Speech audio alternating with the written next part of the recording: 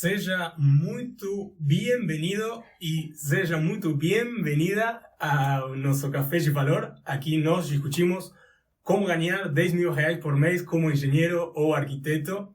Eu sou o Leandro Covacho. Eu sou a Viviane Carvalho. E hoje vamos falar sobre tenho medo de ser demitido e não ter um plano B.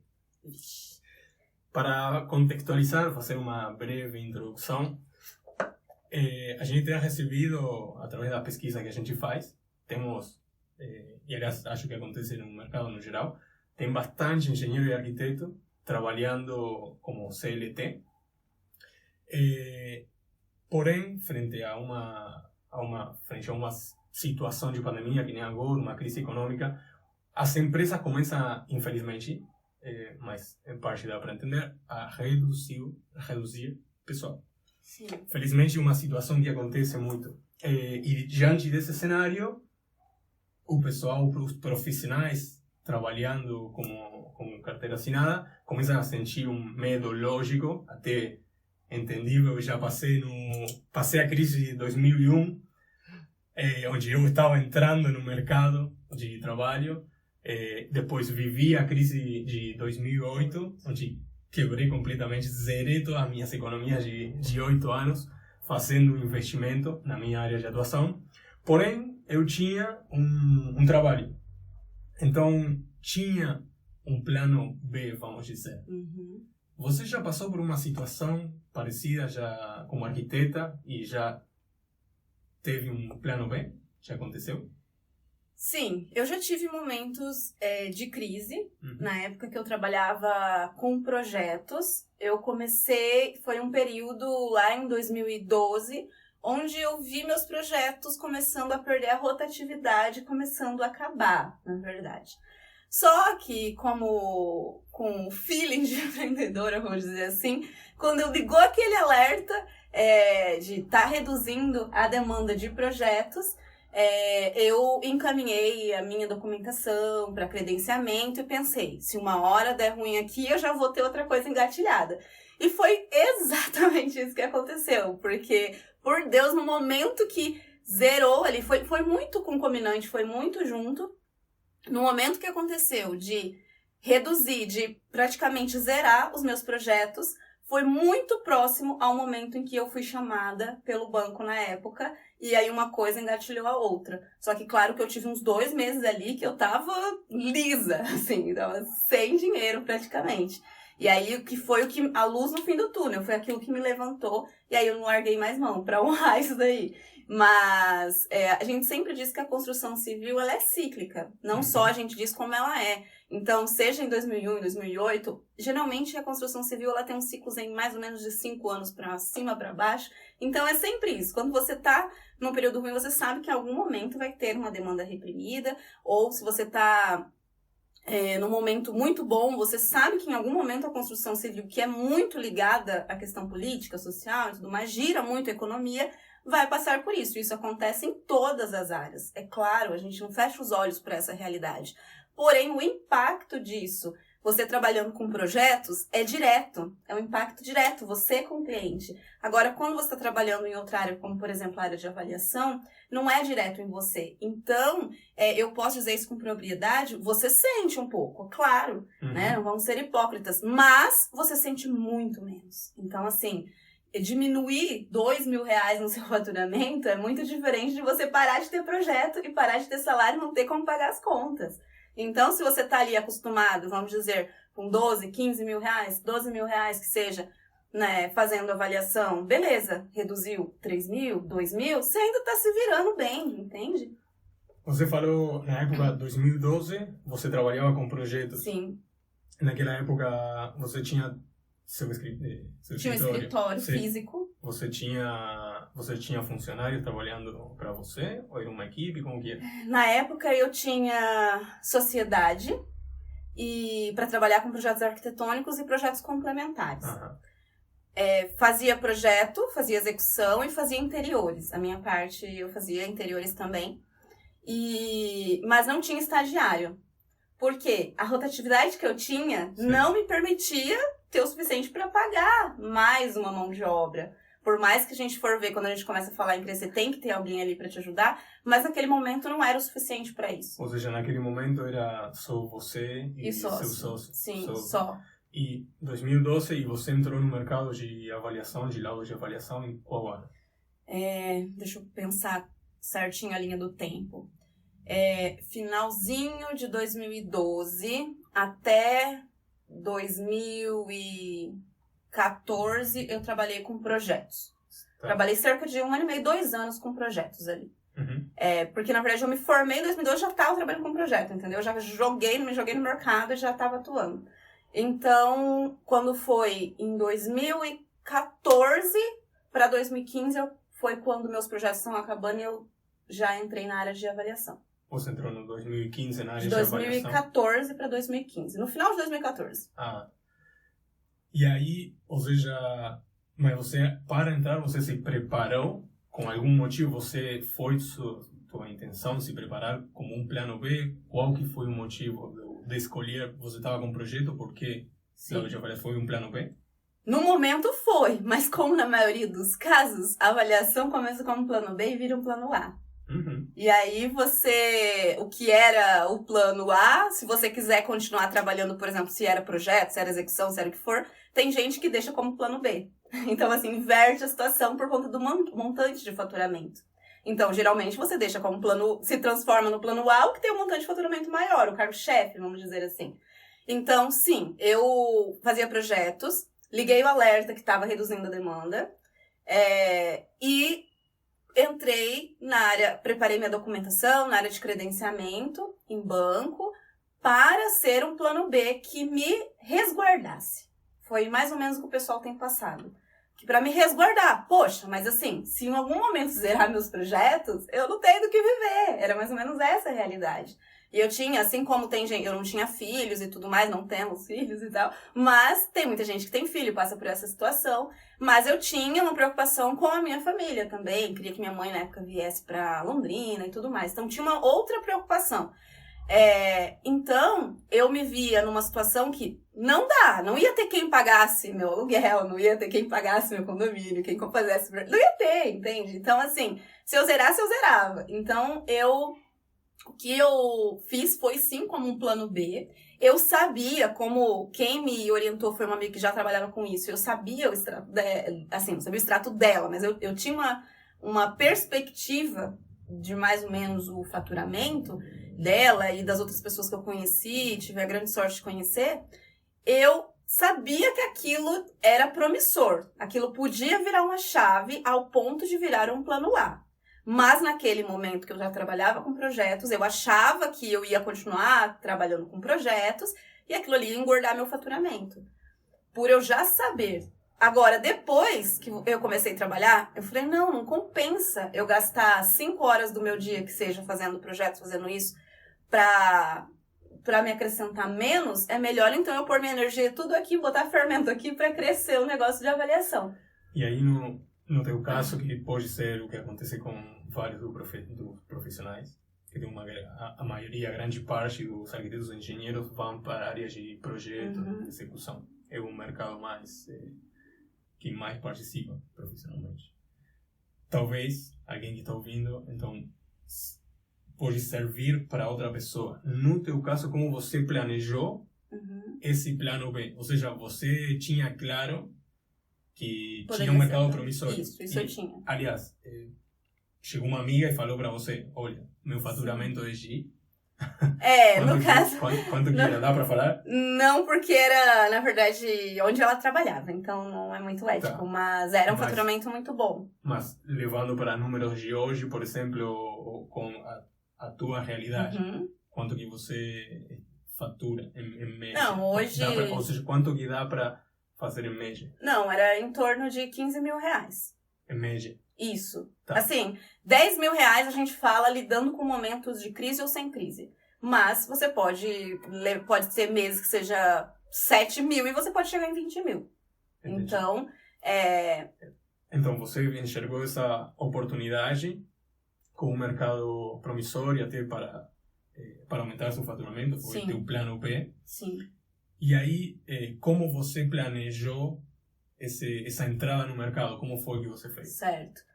Primeiramente, só para situar, eu ganhava no máximo R$5.000 arregaçando muito de trabalhar. Uhum. Então, como eu tinha essa perspectiva de que eu iria ganhar entre 10, 15, aí nessa faixa, eu falava, isso aí em algum momento pode ser que vire o plano A.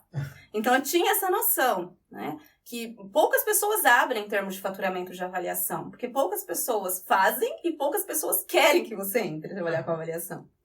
Então, eu, tendo essa perspectiva que eu tive a sorte de ter, eu fiz o seguinte, eu busquei pessoas ali, como eu conhecia ela, conhecia amigos dela, conhecia outras pessoas que trabalhavam com isso, eu busquei ajuda no sentido de, mas então o que eu faço?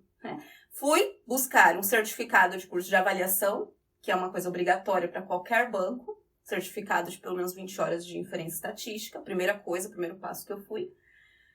Eu já tinha um diploma de graduação, e eu fui aprender com eles, um pouco aqui, um pouco ali, juntando as informações de todo mundo, né? Rezando para não ter uma lacuna ali que me prejudicasse, porque não tinha todo o material disponível.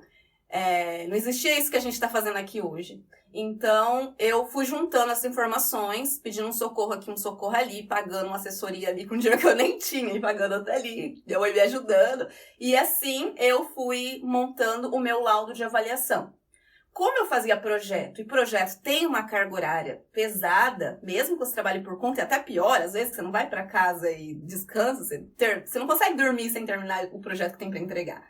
Então, eu fazia o seguinte, eu fazia à noite, todos os dias à noite, durante, como eu não tinha um guia, eu gastei mais ou menos 1 mês e pouco, assim, 1 mês e meio mais ou menos, para preparar todo o meu laudo e revisar e pedir ajuda para alguém olhar como é que tava. E fazia isso à noite enquanto eu trabalhava de dia, porque não dava para parar de trabalhar para fazer esse laudo. Fazia isso. Preparei a pasta técnica. Quando abriu o credenciamento, que na época era o da Caixa, eu já estava com isso pronto e mandei. Uhum. Não daria tempo se eu tivesse, vou abrir, daí eu vejo como é que eu faço, porque talvez não daria tempo nem de abrir um CNPJ e tirar as certidões. Então, acho que pode ser um bom ponto agora que você falou. Nesse caso, você fala, não daria tempo para abrir um CNPJ, mas para quem está trabalhando com projeto, imagino que já deve trabalhar com... Não na maioria dos casos? Não. Eu imaginei que poderia estar trabalhando com projeto e ter uma vantagem. De ter um CNPJ? Exatamente. Por exemplo, maioria acontece não. Isso? Não, a maioria não.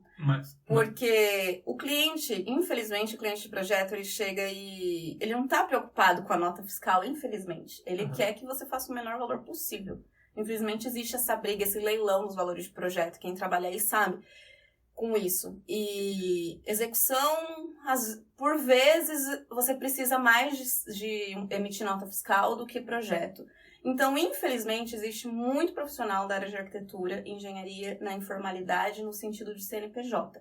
Ou eles procuram outras formas de emitir nota. Existem outras formas contábeis para eles trabalharem legais, porém sem CNPJ. Então, quando você... Para mim, por exemplo, eu era um exemplo disso. Eu trabalhava, eu fazia projeto, eu estava tendo uma rotatividade há mais de 1 ano e meio, tudo mais, fazia execução, mas eu não tinha CNPJ, porque para mim, naquele momento, ter CNPJ não ia ser um custo-benefício tão interessante. Mas quando você faz isso com laudo de avaliação, é um custo-benefício interessante, porque você não consegue atuar em banco se você não tem o CNPJ. Aí, então, mas pensando num plano B, e pensando para alguém que ou está trabalhando, como falamos, como CLT, ou pensando em alguém que está trabalhando com projeto e tem a sorte se deu bem com projetos, e tem a empresa aberta. É uma vantagem, então, Total. Já tem a empresa aberta e já pode usar esse CNPJ para entrar na área de laudo de avaliação. Pode usar esse CNPJ, desde que no CNPJ... para ele ter um CNPJ, ele precisa ter um contrato social.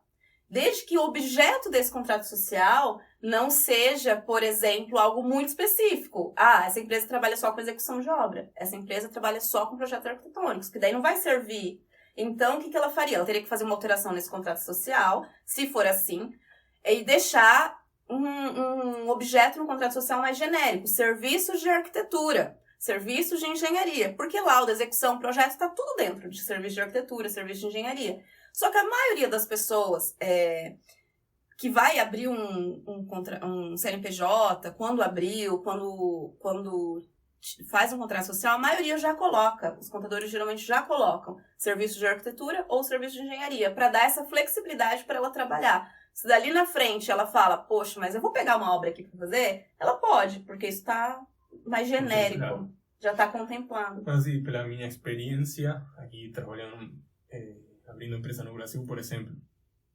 se eu não me engano, se eu não lembro mal, é muito mais fácil, e acho que era questão de 15 dias ter uma alteração do contrato social. Ou seja, é muito mais fácil. É muito mais fácil, mas assim, voltando um pouquinho para deixar claro, não é que a abertura do CNPJ vai te levar um mês. Uhum. É que vai levar mais ou menos o tempo da alteração de contrato social. Mas acontece o seguinte, é mais fácil porque se você já tem o número do CNPJ, o que vai alterar é só o objeto, alguma coisa no contrato social. Você já tem o número do CNPJ, você consegue já começar a pedir para emitir certidão estadual, municipal, trabalhista, FGTS, certidão de concordata, coisas que se você não tem, e esse conjunto leva um mês. Então, se você não tem o CNPJ, você não vai conseguir emitir isso antes de ter o CNPJ. Então, para ter o CNPJ, você tem que ter o contrato social. Aí você faz o contrato social e aí você tira o número do CNPJ. Aí com o CNPJ passou já uns 15 dias, 18 dias por aí. Aí você vai atrás dessas certidões. Dependendo, fechou o mês. E aí não dá tempo. Aí o que você fala que no caso da Caixa, aí que não daria o tempo não dá. Ou seja, é melhor já chegar preparado com tudo pronto, a documentação pronta. Exato. Para já diretamente abrir o digital da Caixa e já manda. Não dá tempo, assim, a não ser que você não esteja trabalhando, não esteja com nenhuma outra demanda, você vai fazer aquilo. Mas não é a realidade da maioria das pessoas. As pessoas geralmente estão em CLT em algum lugar, estão trabalhando de freelance em alguma coisa, estão trabalhando como autônomo, estão fazendo alguma coisa, então, para sobreviver. Então, ela fazendo esses períodos, ela vai gastar, porque daí não é só a documentação, enquanto isso também vai estar fazendo laudo. Então, você vai estar fazendo o laudo e você vai estar montando essa documentação. O preparatório para entrar. Para entrar nos bancos, o laudo completo para você entrar nos bancos. Tem banco que pede um, tem banco que pede dois. Se você aprende a fazer um, você consegue fazer o outro. Então, o que eu sempre vou recomendar é que você abra o CNPJ, já mantenha as certidões atualizadas, aprenda a emitir as certidões, emite as certidões atualizadas, porque isso aqui te tomaria mais ou menos 15 dias uma parte, 15 dias outra parte, que daria um mês. E nesse tempo vai preparando o seu laudo de avaliação. 1 ou 2. Nesse caso, você deixa uma pasta montada e dentro dessa pasta montada, pasta para credenciamento, você pode dar o nome para ela. E ali dentro você coloca assim, eu costumo colocar assim, uma pastinha ali dentro escrito lembrete de certidões a serem atualizadas. Porque daqui a um mês tem certidões que vão vencer e você pode esquecer. Para você não ficar abrindo todos aqueles documentos para ver quais certidões ficam sendo desatualizadas, você já deixa ali dentro as certidões que desatualizam de mês em mês. Você vai mantendo elas atualizadas. Surgiu um edital aqui, envia essa pasta. Ela já está pronta. Você mantém a pasta pronta, que é o que vai te dar retorno. Esse ano, no outro ano, não importa. O banco não diz quando é que você tem que ter feito o laudo de avaliação. Então, você tem uma pasta, envia para o Banco do Brasil, envia para o BNDES. Lembrando que se você montar uma pasta com 2 laudos completos, melhor, porque daí você já realmente envia para todos, porque tem alguns, como o BNDES, que pedem 2 laudos completos. Então, envia para o Banco do Brasil, envia para o BNDES. Tá lá em Minas Gerais? Envia para Minas Gerais. Tá lá no Distrito Federal? Envia para o edital do Distrito Federal que está aberto. Enfim, tá na Amazônia, envia para lá. Tá em qualquer situação. Abriu caixa, tá pronto. Você tá seguro. Então, a possibilidade de você entrar é muito grande. Agora, se você for esperar um dia abrir edital da Caixa, Para daí você começar a se preparar, emitir certidão. Assim, a chance de você entrar, eu diria que reduz aí uns 90%. Então, e é porque eu já vi tentativas das pessoas fazerem isso. Não, eu vou conseguir sozinho aqui. E daí quando abrir, não consegue. Ou entra no desespero, e aí no desespero, na hora de produzir, aprender e produzir o laudo, manda alguma coisa errada. E aí essa coisa errada que parece pequena é o que nega um contrato seu de 5 anos de atividade. E assim, por incrível que pareça, tem muitas coisas técnicas para serem aprendidas em termos de avaliação. Certidões, ninguém te fala sobre, ninguém fica te explicando o que é certidão, onde você tira certidões e tudo mais. Mas, às vezes, qual que é também uma dica aí? Você aprender todos esses pontos, mas não se esquecer do básico. Porque às vezes você se atenta tanto aos pontos, assim, técnicos, aos pontos, nossa, certidão e tal, beleza, não posso esquecer. Esquece daquela justificativa mais básica de todas de avaliação. E reprova por causa de uma coisa básica. Já uma questão técnica, você fala do Exato. Mas você falou algumas vezes da certidão. É um ponto delicado a questão da certidão? Ela é um ponto desconhecido. É um ponto que dificilmente as pessoas falam sobre isso. São poucas as pessoas que falam sobre isso. Porque não é um ponto difícil de tirar, delicado nesse sentido não. Porque se você tem o seu CNPJ, você já consegue tirar. O que você não pode ter é a sua empresa endividada. Entende? Porque a sua certidão vai ser o quê? Vai ser certidão negativa de falência e concordata, ou seja, mostrando que a sua certidão você não está falido, entendeu? Então, certidão negativa de falência e concordata, certidão estadual, todas essas certidões são para mostrar que a empresa não está negativada, que ela não teve nenhum processo que mostrou alguma inadimplência, nesse sentido. Alguém talvez está querendo já entrar nessa área e já está decidido para entrar, e talvez seja um ponto importante para deixar a dica para eles. Você falou a questão de ter atualizado a certidão. Sim. A certidão você precisa apresentar a cada quanto tempo? Como que funciona isso? Ou você apresenta uma vez, só apresenta quando você entra no credenciamento? Como funciona? Assim, apresentar as certidões... Primeiro, fica tranquilo que as certidões não vão ser uma coisa que, se você fizer certinho, vai te dar dor de cabeça para tirar. Ela não vai levar muito tempo para ser tirada. Porém, você precisa do CNPJ. E é o seguinte, para o credenciamento, você precisa mandar todas as certidões com validade, válidas, sem estarem vencidas. Na hora que você envia o documento, no dia que você envia, as certidões não podem estar vencidas. Mesmo que for 2, 3 dias, não podem estar vencidas. É isso que eles olham. Os editais de credenciamento, geralmente eles trazem uma opção de você ou mandar todas essas certidões, ou você mandar um relatório do sistema, que é o SICAF, onde você alimenta com todas as certidões. Eu já oriento sempre precaver, a gente não custa, envia as certidões e atualiza o SICAF. E aí que tá, porque cada certidão tem um prazo de validade. Tem certidões que estão válidas por 1 ano, então você só vai atualizar 1 ano depois. Tem certidões que estão válidas por 30 dias, tem certidões que por 20 dias, tem certidões... Varia. Tem um período. Tem sempre um período pré-estabelecido. Algumas, isso é importante, algumas certidões que não possuem um período pré-estabelecido escrito nela a data de validade, elas costumam, para fins legais, valerem por 1 ano. Estarem válidas por 1 ano. Mas é aí que tá.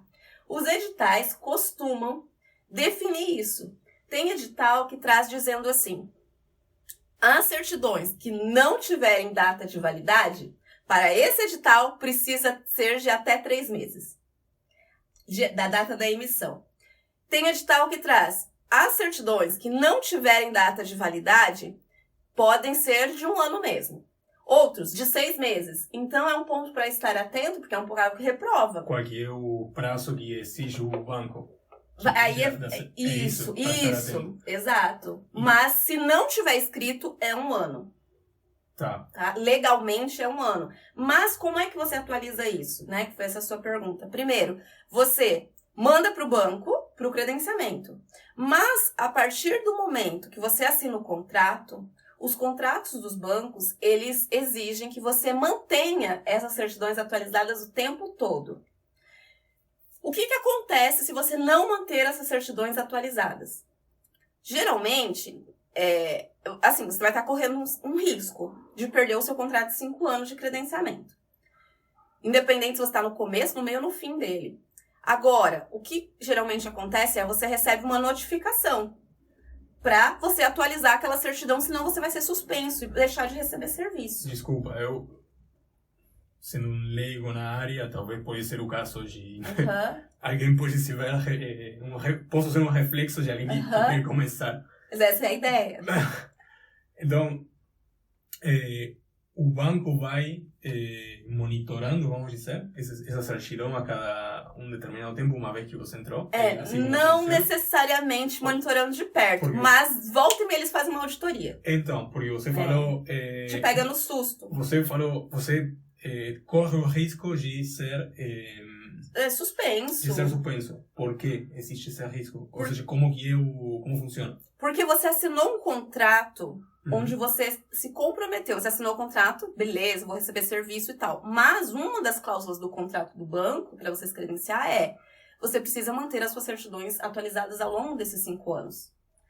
Então, se você não tem, desatualizou alguma coisa, já aconteceu comigo desatualizar alguma coisa. E eu vi rapidinho, pronto, resolvi. Mas acontece que se você não mantiver atualizada e chegar a uma auditoria, também passei já por uma situação onde eu tive problema com o escritório de contabilidade anterior, porque eu deixei eles responsáveis por atualizar o meu sistema do SICAF, porque com 3 empresas eu precisava que alguém fizesse isso. Você consegue fazer essa parte por conta? Consegue atualizar. Eu tenho colegas que atualizam. Mas para 3 empresas e para não correr o risco, eu preferi que o contador fizesse isso. E é o que eu oriento. Então, tinha uma certidão desatualizada. E o contador não viu, porque era uma das funções dele, no caso. Nesse caso, eu recebi uma notificação do banco. Essa certidão precisa ser atualizada em 24 horas. E era uma certidão fácil de ser atualizada? Tem certidão que sai em um dia, tem certidão que leva 3, tem certidão que leva 5. Sob pena de suspensão. Então, fiz o contador se virar nos 30 porque tinha sido um erro dele. Deu um jeito, foi pessoalmente buscar uma certidão. Era uma municipal que na época saía física, hoje já sai digital, então é mais fácil. Mas não vale a pena correr esse risco. E o que aconteceu? Eu saí desse escritório de contabilidade, depois dessa situação, e contratei um escritório de contabilidade. E a primeira coisa na hora de fechar com esse escritório foi: você vai cuidar do meu SICAF? Porque eu não quero ter esse tipo de problema. Então, hoje o contador é excelente, ele sempre está vigiando o meu SICAF para que não fique nenhuma desatualizada. Só voltando à questão de eu como leigo, que é exatamente o SICAF, como uma breve resenha para alguém que... O SICAF é um site que SICAF seria Sistema Unificado, não sei se eu vou saber dizer a sigla exatamente, mas Sistema Unificado de Fornecedores. Então, quem é o fornecedor? O prestador de serviço. Eu que estou prestando serviço de avaliação para as instituições. O SICAF, ele é um sistema para que para facilitar, na verdade, que todas as informações e certidões da empresa sejam alimentadas lá dentro e você tem acesso, mas a instituição também tem acesso. Ela consegue ver se o seu sistema unificado está com todas as certidões ok, porque dá para gerar um relatório dentro dele, onde consta a data de validade de cada uma. E as instituições, seja licitação, seja banco, têm acesso a esse relatório. Ou seja, o SICAF é um sistema nacional. Nacional. Que não somente os bancos têm acesso. Não somente aos bancos. Ele é um sistema onde seria público, vamos dizer assim. Onde licitações, tudo tem acesso. E ele é sempre uma condição para licitação. Você tem que estar com o SICAF ok. Por isso que pouca gente consegue participar de licitação. Porque porque não conhece, não sabe nem que existe SICAF. Então, legal, chegou uma licitação. Nossa, mas o que é esse SICAF? Aí também não dá tempo de tirar. Ou seja, não mantém atualizado. Não mantém atualizado. E pode perder uma licitação. Exato. Para trabalhar com laudos de avaliação. Exato. E licitações grandes, licitações de mais de 100 mil reais, licitações de... igual a proposta que enviamos recentemente, de mais de 160 mil reais, 150 mil reais, ou até maiores, né? Dependendo do porte, de onde a sua empresa alcança. Então, é algo que é crucial, assim, já vai o nome de uma das empresas. É algo fundamental. Não tem como não manter esse CAP atualizado se você quer ter grandes oportunidades. E só para quebrar uma situação que a gente vê muito, é o pessoal com muito receio de abrir empresa, justamente porque vem desse histórico de trabalhar com projeto, execução e nunca ter precisado obrigatoriamente abrir empresa para ter trabalho. A questão de abrir empresa, eu sempre vou me referir à abertura de CNPJ como a abertura da possibilidade de você ter o seu faturamento de 100% do líquido para você.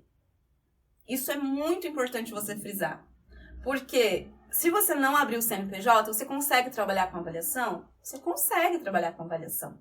Mas você vai trabalhar em avaliação num outro panorama. Você vai trabalhar em parceria com alguém que já conhece a avaliação, pode ser. E aí eu sempre falo, até no nosso último evento nós falamos sobre isso também, onde você vai trabalhar com avaliação, não tendo 100% líquido para você. Você até pode ser que você faça tudo, mas se alguém já conhece a avaliação, você vai ter em torno de 30% desse faturamento líquido, mesmo que você seja quem está executando.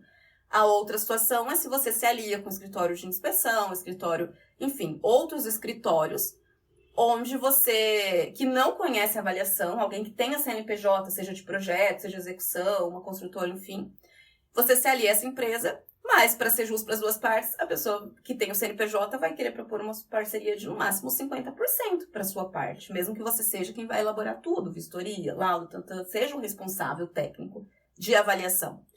Agora, outra coisa preciso ter CNPJ para trabalhar com advogados, com tribunais da justiça, particular? Não, aí você não precisa. Você não precisa para ser assistente técnico judicial, você não precisa para ser o perito do juiz, você não precisa, você vai entrar como pessoa física. Ok, aí tudo bem. Então, metade do mercado, você vai estar preso no CNPJ, mas metade do mercado não. Metade do mercado tem demanda para você trabalhar sem CNPJ. Aí depende o quão rápido você quer crescer e a velocidade do quanto você quer crescer na área de avaliação. Eu acho que um ponto legal que seria para fazer é combinar uma live com o contador das suas empresas. A gente está buscando isso aí. Até talvez, parece um ponto importante para falar a questão do certificado, quais são os pontos para alguém que está querendo se credenciar em bancos ou que quer participar em licitações, trabalhar com áreas de laudos de avaliação, que pontos são importantes a ser vistos ou a ser combinados mesmo com um contador. Sim. Talvez pode ser alguma interessante em alguma live. Para ir encerrando e vendo se tem alguma pergunta que ficou, não sei, talvez tenha estou vendo algum comentário. Gente, vou dar uma olhadinha aqui, tá? Não, mas espera, se tem. Não? Não? Sim? Acho que deve ter algum que falou aí, não estou entendendo nada do que falou esse gringo aí. Não tem não. Gente, vai se acostumando, que aqui... Não, pergunta não. Depois tem. O pessoal, vocês podem... Oh, não, peraí. Vocês podem... Não vai encerrar a live, não. Sem querer. Vocês podem deixar as perguntas também, né? Depois. Voltando para o ponto principal, então, para ir encerrando. Que foi o que tornou teu plano B? Você falou que começou com um plano B. Que foi o que fez laudo de avaliação se tornar teu plano A? Faturamento maior, viver menos cansada, que eu não aguentava mais. Então, ter um faturamento maior e viver menos cansada já é assim, já pronto, resolveu minha vida, metade da minha vida. Então, esses foram os principais, assim, se eu tiver que citar dois principais, porque eles estão muito interligados, seriam esses. Por quê? Porque antes eu trabalhava, me matava de trabalhar e não tinha um retorno justo. Né? Por não estar fazendo algo diferente do que os outros estavam. Essa é a chave. Agora, quando você faz algo diferente do que os outros fazem, e você trabalha também com o público, com um banco, com um judicial, com licitação, é um público-alvo consciente que precisa de você. Então, quando você trabalha com projeto, você tem que ficar educando o cliente. Mas você vai precisar, que senão... Não... Com projeto. Exato, o tempo todo. O que te aconteceu com essa cara de sofrida assim que você fez? Não, é porque... Conta uma história aí pra galera. É porque o pessoal vai se identificar no sentido de... Eu, por exemplo, fazendo projetos de reforma, por exemplo, e junto com interiores. E aí você tá lá, você já estabeleceu, eu fazia contrato, fazia certinho, estabelecia quantas alterações a pessoa podia ter no projeto. E aí você tá preparando o projeto pra plotar. Assim, vocês sabem essa sensação, né? Você tá preparando o projeto pra plotar, ou seja, você pensa, hoje eu vou dormir melhor, vai ter aquele alívio. Você já tá feliz, entendeu? Você tá preparando um projeto pra plotar com aquela sensação de alívio, de que deu tudo certo. E aí você recebe uma mensagem no WhatsApp do cliente. Viviane, vê até o nome aqui, né? Até a carinha da pessoa. Viviane, esse fim de semana, era uma segunda-feira. Nesse fim de semana, veio uns parentes aqui em casa, faz muitos anos, então não era pandemia. Esse ano veio uns parentes aqui em casa e eles me deram a ideia de pôr a pia na outra parede. Assim, sente comigo, entendeu? Assim, não tenho palavras, né? Você respira e fala, não. Assim, a única coisa que vai ser mexer no bolso dessa pessoa, porque não vai ter outra coisa pra fazer ela desistir de trocar isso aqui. Gente, você estuda 5 anos ou mais, tem gente que estuda 6 aí na faculdade. Depois você tem experiência, você trabalha com isso, você faz várias reuniões com esse cliente, ele já alterou 5 vezes, porque senão eu teria que alterar mais uma, né, que ele teria direito. Já alterou 5 vezes, e aí ele me fala no dia da entrega, que eu já tô ali com um negócio, com o relatório da aceitação final na mão, só pra ele assinar. Ele me fala que a tia falou pra trocar de lugar. Poxa, pra que ele me pagou? Pra que ele precisava de mim? Pra que eu me formei? Assim, então é frustrante essa sensação. E aí, assim, eu sempre fui muito correta nesse sentido. E a minha resposta foi, olha, X pessoa. Olha, se for realizado esse tipo de alteração, vai alterar tudo, na verdade. Tudo vai trocar de lugar. Não tem como eu só trocar a pia e o resto fica lá. Tem gente mudando o coração porque se identificou, entendeu? Essa sensação. Então, assim, vai trocar tudo de lugar. Então, se vai trocar tudo de lugar, você vai ter que pagar por uma alteração, que não era uma alteração pequena, por mais que parecesse ser só uma pia, e alterar a cozinha inteira naquele caso. Você vai ter que arcar com o valor de uma alteração, que vai ser X, dependendo da quantidade de horas técnicas que eu trabalhar em cima disso. Então, é uma alteração de contrato, praticamente. Aí eu falei, não, tá bom, isso aí tá bom, pode deixar desse jeito mesmo. E aí, foi assim. E no caso fazendo uma comparação assim, direta com laudos de avaliação, em que muda? Em que muda? Porque quando você trabalha com laudos de avaliação, você pega um imóvel, é a fotografia daquela realidade. Você vai avaliar aquele imóvel naquela situação em que ele está. Se o laudo, ele é temporal, ele muda no tempo, por várias questões. Então, se daqui a um tempo aquele cliente fala, você não pode avaliar de novo, não pode rever isso aqui, vai ter que te pagar de novo, um novo laudo. Agora, se for para banco, isso acontece também. Às vezes você fazer, como com bancos, você além de avaliar, você aceita ou nega o laudo para ele poder financiar, a pessoa, às vezes você chega e negou o laudo. Aí a pessoa arruma aquele imóvel. E aí você tem que retornar e refazer, a gente chama de reanálise, né, daquele trabalho. Mas aí você ganha de novo, você não ganha o valor integral, mas você ganha o justo para você estar refazendo aquilo. Então você não tem aquela sensação de faço e não vem, sabe? Não tem o retorno. Você sabe, o cliente já está consciente. Se o laudo foi negado, ele tem que arrumar e tem que refazer, e tem que solicitar nosso trabalho de novo. Agora, é lógico que, às vezes, aparece um cliente. Mas eu não posso refazer, só te mandar uma foto. Mas eu não posso. Você não pode. Assim, qualquer coisa desse tipo. Não pode, porque isso é errado. Você tem que retornar e ver o imóvel. Porque você nunca sabe se ele vai te mandar foto daquela casa mesmo. Ou será que não mandou foto da casa vizinha que já estava arrumada? Pra não gastar com aquela?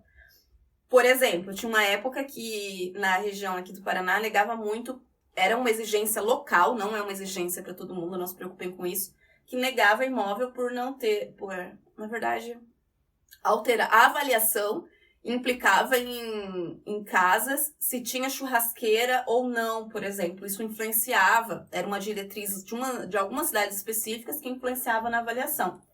Gente, só faltava a churrasqueira ter rodinha. Para ele tirar a churrasqueira de uma casa. Passou o avaliador, tem uma churrasqueira. Avaliou, pronto, agora é só eu levar a churrasqueira para outra casa, entendeu? Então, assim, era uma coisa que a gente discutiu muito. E daí foi eliminada, não existe isso. Churrasqueira não vai... Gente, o pessoal pagava R$500 uma churrasqueira e queria que a avaliação subisse 5 mil, 10 mil reais. Não! Então, assim, são questões que são mutáveis no mercado, mas que a gente não gosta de negar laudo, mas a gente trabalha de uma forma muito justa. E você tem, não é como no caso de projeto, que é você falando com o cliente. Você tem documentos do banco que te resguarda. Você tem que negar quando é assim. E você tem que receber por isso. Então é um público mais consciente do seu trabalho. Já temos o hashtag para essa live que vai ser subida proximamente. Hashtag faça sua churrasqueira sem rodinha. Bom, gente, tira um print, posta no Stories e posta essa hashtag. Encerramos por hoje? Encerramos. Até a próxima, gente. Um beijo. Até mais.